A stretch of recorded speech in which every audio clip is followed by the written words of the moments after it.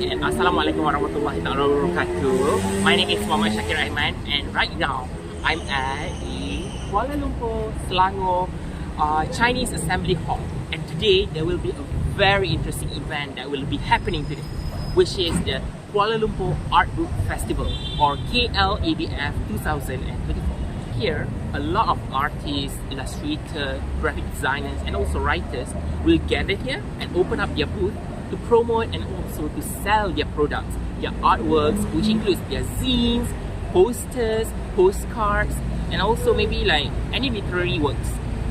So here, I am here today with one aim, which is to conduct an interview, a mini interview with a selected of female artists, graphic designers, and also illustrators, where I will be asking them questions on issues that concerns women, such as discrimination towards women, and all explore their artworks. So without any further ado, let's go inside.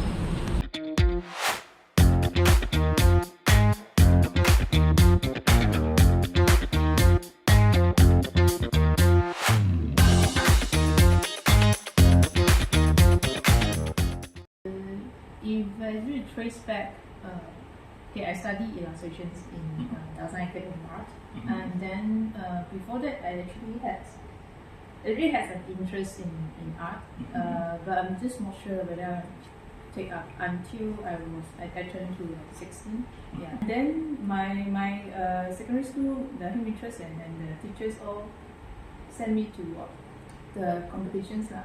Yeah, but at that time it's not like a professional drawings or art. It's just like a normal like poster competition. But at the time, it's like build up the interest and the confidence.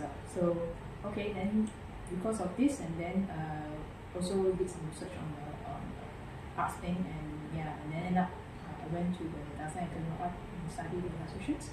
But in 2008, I think 18 or 19 something. Yeah. So I make my own zine with one of my friends. The zine industry. That's how that I become a co-founder of Family Zine. Yeah, in 2000. And after the pandemic, 2020. Yeah. So between you and also another one is Mr. Munyong, right? Yeah, Manyang and also Sherman. So we are the three co-founders of the Family Zine. Yeah. So it started as a very small zine initiative, and then because we have a group of friends and then end up the pandemic sort of, then we regroup again and rebrand it as a Family Zine. Yeah, until now. Yeah.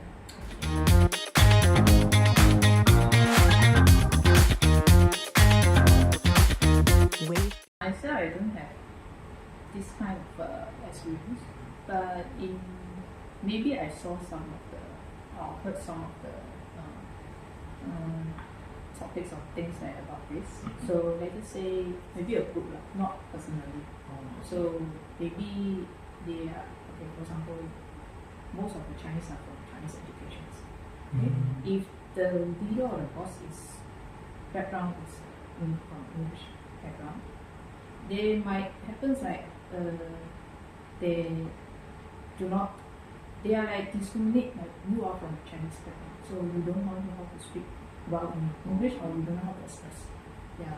So, but otherwise maybe I'm not sure about it. Or maybe the sexual part is like the body shape. Yeah, maybe the body shape.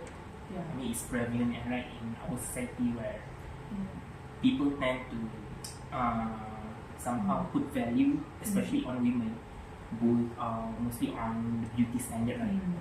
And then we have the idea of ideal women and so on. So women who are deemed as non-ideal, they tend to be discriminated, and I think this idea is also prevalent in the context of art field, right? I think every place also will have these kinds of issue, but maybe because of right now there are more info and more campaign that talks about this, and you can see that people will take this as a awareness. Awareness. Yeah, when they speak. Yes. When they do something, they will think twice. Think twice whether you need to respect. Yes. Whether it's a male or female or any other gender. Yeah. It's reverse gender. Yeah, because it is the you have the power to express yourself, but how do you express it is you lead to different results, right?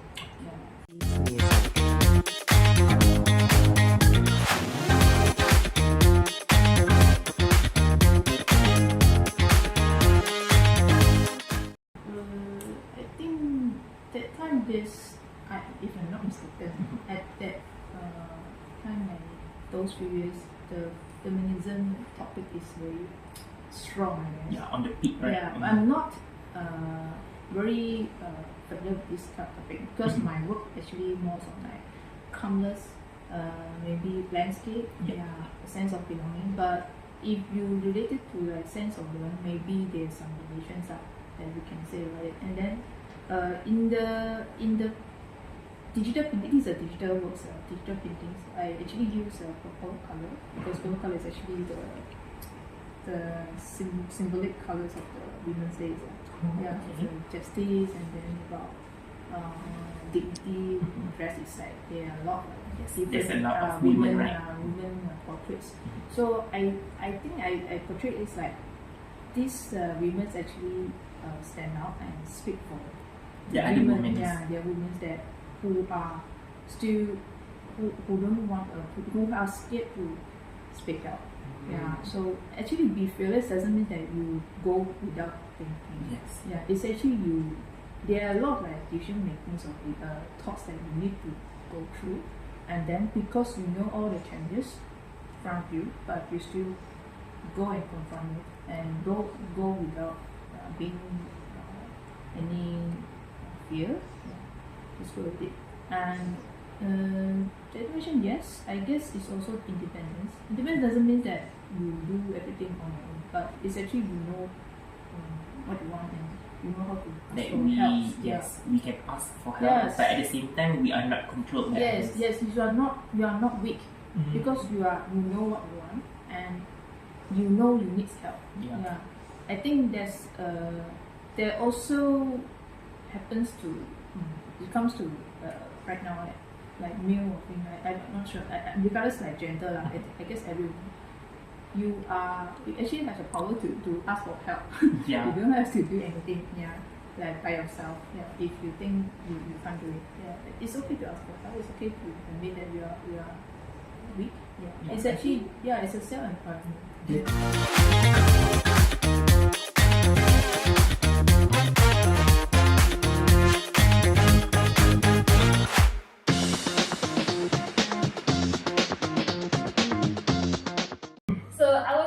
Little doodles on my little iPad. I was experimenting. I got myself an iPad. I've always wanted to try, but before that, I was doing more. I thought, I don't have time for art. So then I got myself an iPad. I started to draw, and I was making little doodles, just some silly little doodles. Actually, it's up there on that frame, in the white frame.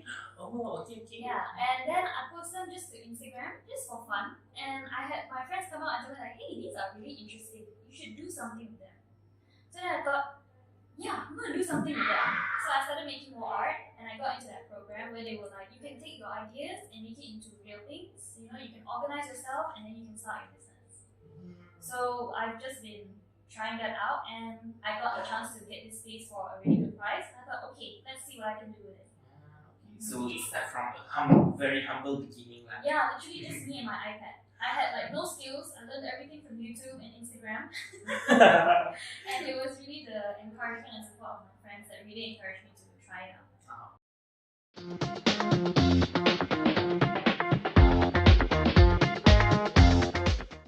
Interestingly, the art field is full of women.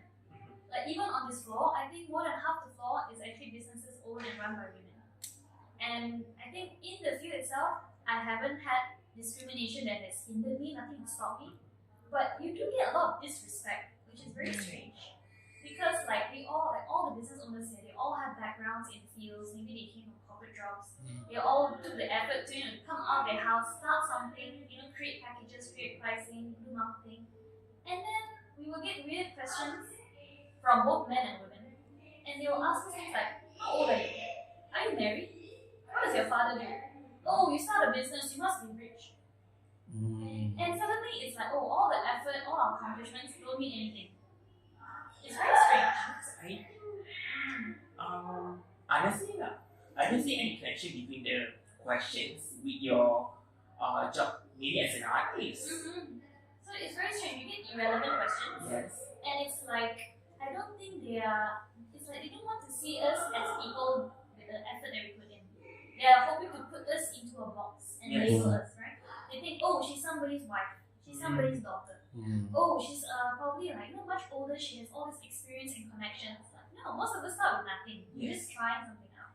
And I think it somehow reflects the idea within our society where the role of women or the value, the identity of women is somehow is shown or valued through the gender roles that are associated with women. Like for example, women tend to be viewed or known through their association with other ones. Like for example, if you are married with a prime minister, then you will be referred to as the wife of the prime minister. It's not as yourself. And I think it's also applicable in this context, right? Exactly. And then I guess what you're saying is right. Like people always want to measure women against the other people in our lives, like things we have no control over.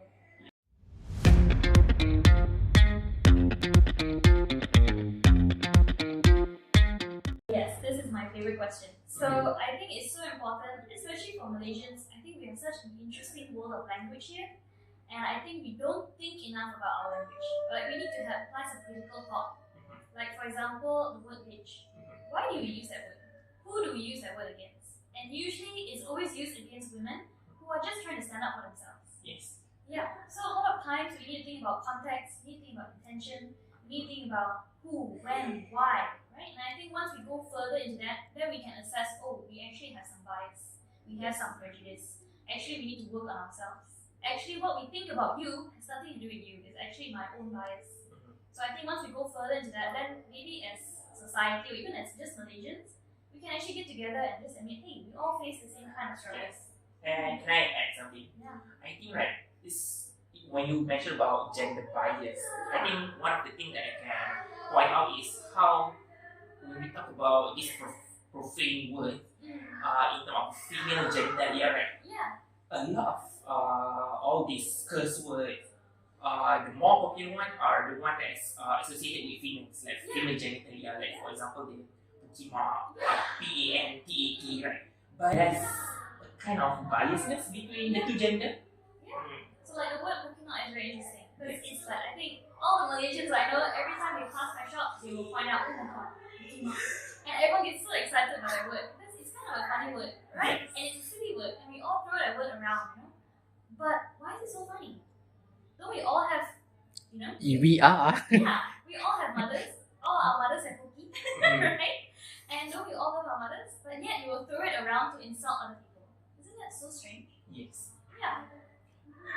And I think it's good that you pointed out because maybe these kind of words are considered as taboo within our society. Yeah. And you know what's interesting? We get a lot of foreigners and expats here. And they will come and they'll ask, what's that word Pukima? And I have to tell them honestly, well, it means your mother's genitalia. And they immediately go, oh, we have the same word in my country. So this idea of universality. Yeah, so we actually have so much more in common than we think. And usually we are all actually connected by women. Whether we want to admit it or not. Yes.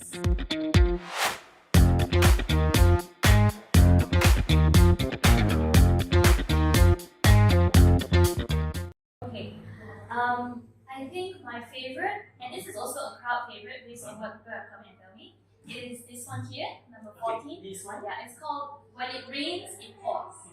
So when in English they're saying when it rains, it pours, it's actually talking about bad things. So like when one bad thing happens, a lot of other bad things will come in, and then before you know it, it's a snowball effect. But this painting, I was trying to make it positive. So like when it rains, when you get blessings, your blessings will keep coming one after the other.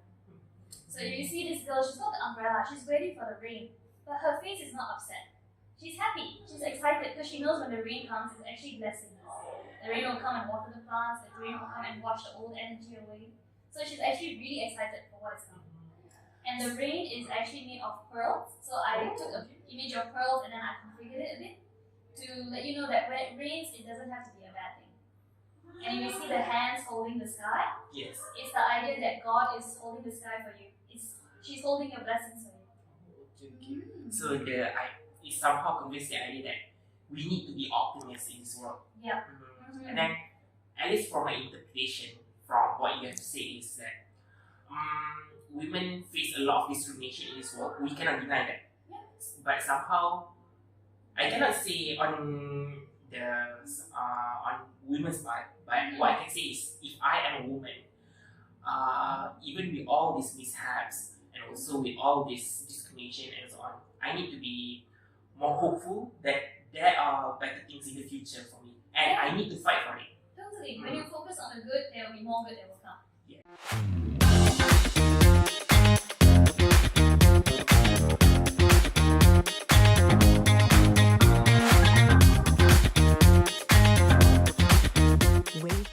I'm more as an art director, and I also teach from Singapore. So for me, my path into the creative industry was first from fashion. I studied fashion design, and then I pursued art direction before I did my master's in art education.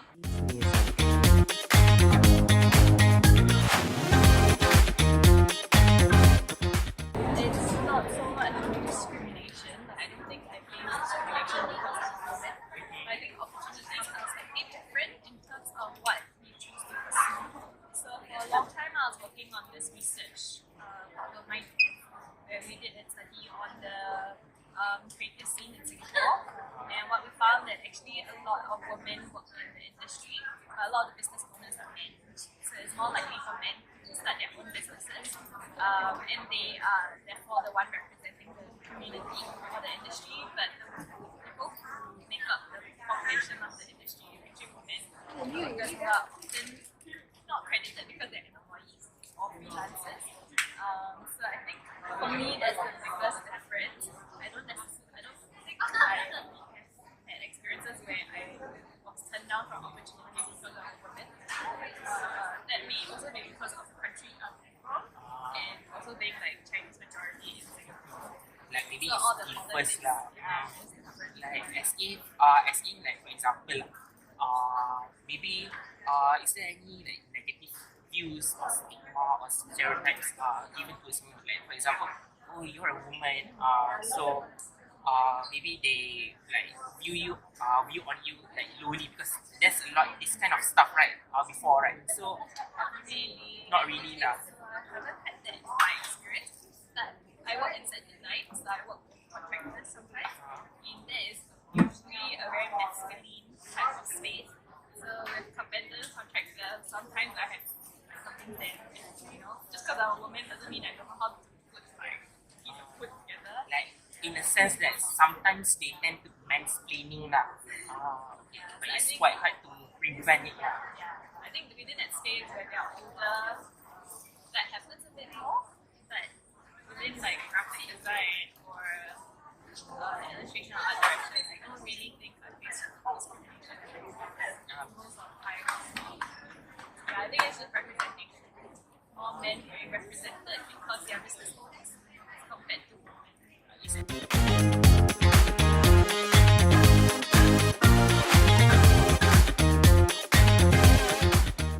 Some clarification, the zine is about a recipe my mom makes to ease the discomfort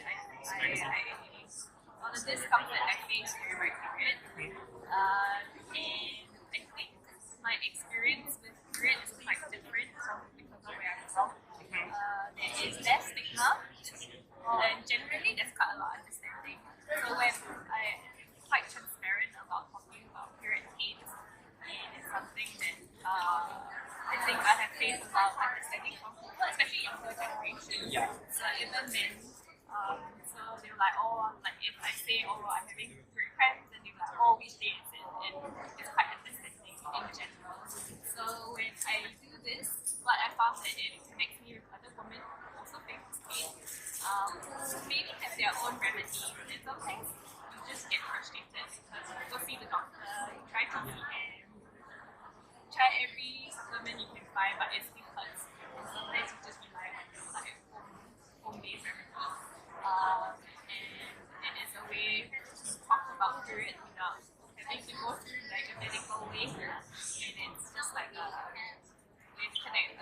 found that when I talked about this before, I tried to start it at other places. Women was like, oh yeah, I have an interest, so I am happy to like something, it's something I can relate to.